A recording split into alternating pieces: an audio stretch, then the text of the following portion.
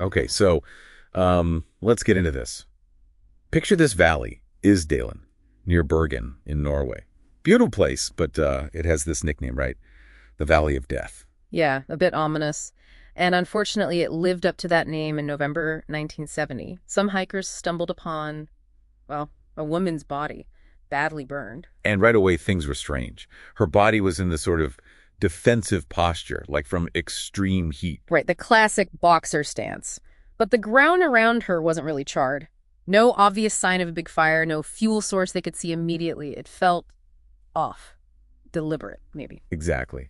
So for this deep dive, we're going through the sources you shared, the clues, all the different theories, what science tells us now to try and make sense of it all for you. It's one of Norway's biggest mysteries. Yeah, absolutely. So when the police got there, they found her face up. The front of her body was burned, face unrecognizable, hands clenched. And they found ash in her lungs, which means she was alive when the fire started. Correct. Which is grim. But what really stood out was how deliberate it all seemed.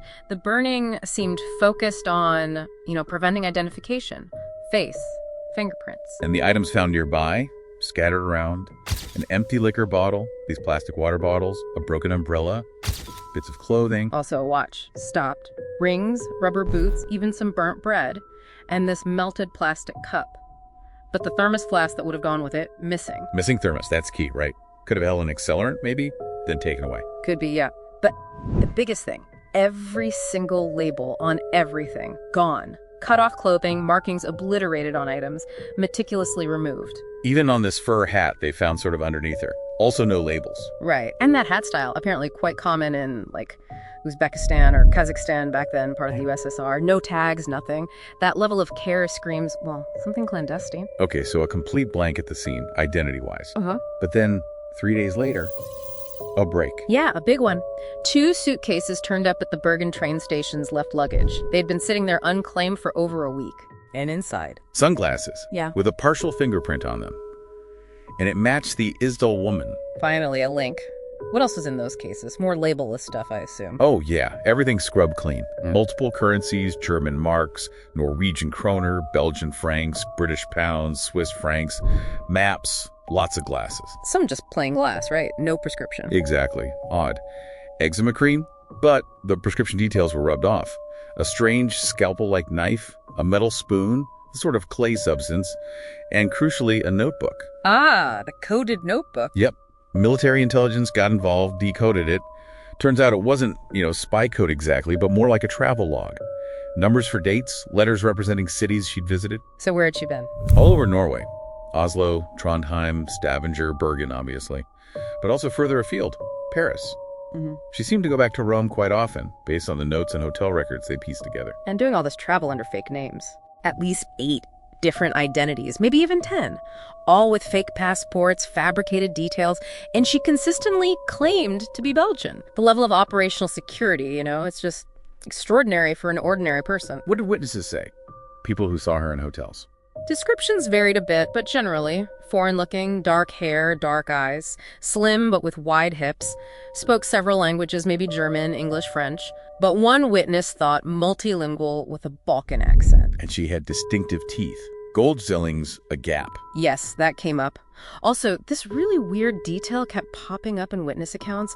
This strong, almost nauseating smell, like garlic, some said, or just bad body odor. Garlic, that's specific. Any theories on that? Well, speculation ranged from, chemicals maybe related to a job, poisons, or even some thought a deliberate tactic.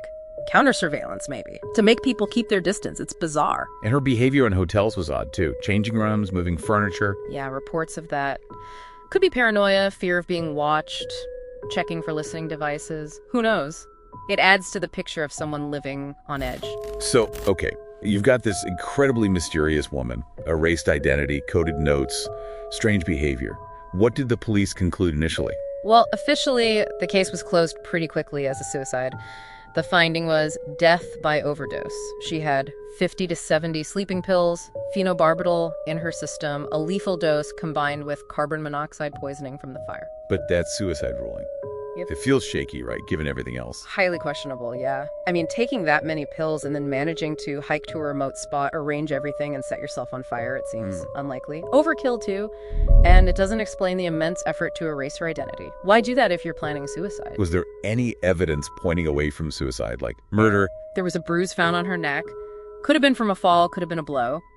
The theory is the scene might have been staged to look like suicide, maybe after she was killed. Burning the face specifically suggests preventing ID, points towards someone else being involved. But the strongest theory, the one that seems to tie most threads together, espionage. It fits a lot of the pieces, doesn't it? The multiple identities, the coded travel log, the meticulous avoidance of labels, the travel patterns. Some sources point out her movements coincided with secret tests of Norway's penguin missile. Cold War context. And Bergen was a key naval port, NATO exercises. Exactly. A strategic location. Her whole profile screams intelligence operative. Yeah. Even that weird garlic smell. Could it relate to chemicals used in espionage? It's all speculation, but it forms a compelling picture. Okay, let's shift to the modern science. Because in 2017, they did new tests, right? On her jawbone. Yes, isotope analysis on her teeth is fascinating tech. Basically, the chemical signature in different parts of your teeth reflects the water and food you consumed when those parts were forming. So it can tell you where someone grew up. Roughly, yes. The analysis suggested she was likely born probably between 1930 and 1945, somewhere near Nuremberg in Germany. Nuremberg. Then, the isotopes indicate she moved as a child, maybe during or just before World War II, towards the French-German border region. Later, around age 14, analysis points to an area near where Germany, France, Luxembourg, and Belgium meet. Wow. So a childhood potentially involving displacement? WWII orphan? Maybe? That could explain why tracing her early life is so hard. It's a possibility. It provides a potential reason for that early anonymity.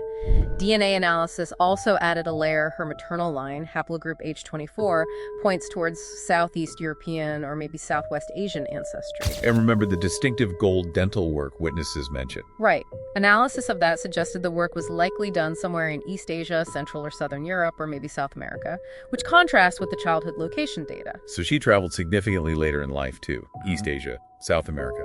It just deepens the mystery. It really does. And despite all the science, despite a potential link to a French passport mentioned in some files, her actual name, her true identity, still unknown. No hits in Interpol databases. Nothing. So the Isdal woman remains, well, an enigma. One of Norway's, maybe even Europe's most profound unsolved cases. Who was she? What was she doing? Spy? Courier? Something else entirely. We just don't know what really happened in that valley. Her whole existence seems deliberately wiped clean, a ghost in the records. It's captivated people for decades. And despite all the investigation, all the modern forensics we have now, she's still anonymous.